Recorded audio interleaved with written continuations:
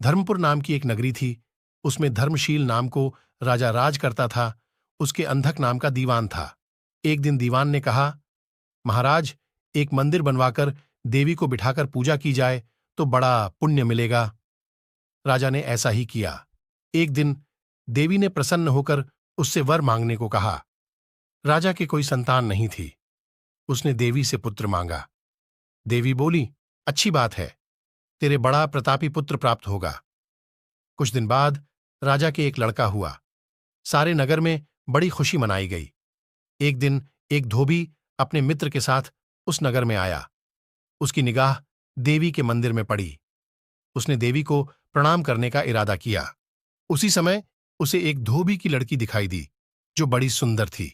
उसे देखकर वह इतना पागल हो गया कि उसने मंदिर में जाकर देवी से प्रार्थना की, हे देवी, यह लड़की मुझे मिल जाए। अगर मिल गई तो मैं अपना सिर तुझ पर चढ़ा दूंगा। इसके बाद वह हर घड़ी बेचैन रहने लगा। उसके मित्र ने उसके पिता से सारा हाल कहा। अपने बेटे की यह हालत देखकर वह लड़की के पिता के पास गया और उसके अनुरोध करने पर दोनों का विवाह हो गया। विवाह के कुछ दिन बाद लड़की के पिता यहां उत्सव हुआ। इसमें शामिल होने के लिए न्योता आया। मित्र को साथ लेकर दोनों चले। रास्ते में उसी देवी का मंदिर पड़ा तो लड़के को अपना वादा याद आ गया। उसने मित्र और स्त्री को थोड़ी देर रुकने को कहा और स्वयं जाकर देवी को प्रणाम करके इतने जोर से तलवार मारी कि उसका सिर धड़ से अलग हो गया।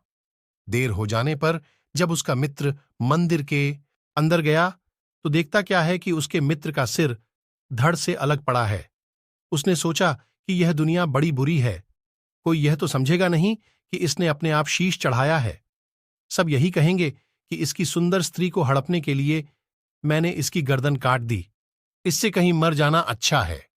यह सोच उसने तलवार लेकर अपनी गर्दन उड़ा दी। उधर बाहर खड़ी खड़ी स्त्री हैरान हो गई तो वह मंदिर के भीतर गई। देखकर चकित रह गई। सोचने लगी कि दुनिया कहेगी यह बुरी औरत होगी, इसलिए दोनों को मार आई। इस बदनामी से मर जाना अच्छा है। यह सोच उसने तलवार उठाई और जैसे ही गर्दन पर मारनी चाही कि देवी ने प्रकट होकर उसका हाथ पकड़ लिया और कहा, मैं तुझ पर प्रसन्न हूं, जो चाहो सो मांगो।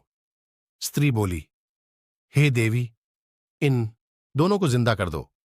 देवी ने कहा, अच्छा, तुम दोनों के सिर मिलाकर रख दो। घबराहट में स्त्री ने सिर जोड़े तो गलती से एक का सिर दूसरे के धड़ पर लग गया। देवी ने दोनों को जिंदा कर दिया। अब वे दोनों आपस में झगड़ने लगे। एक कहता था कि यह स्त्री मेरी है, दूसरा कहता मेरी। बेताल बोला, हे राजन, बताओ कि यह स्त्री किसकी हो। राजा ने कहा, नदियों में गंगा उत्तम है, पर्वतों में सुमेरु, वृक्षों में कल्प वृक्ष और अंगों में सिर। इसलिए शरीर पर पति का सिर लगा हो वही पति होना चाहिए। इतना सुनकर बेताल फिर पेड़ पर जा लटका। राजा उसे फिर लाया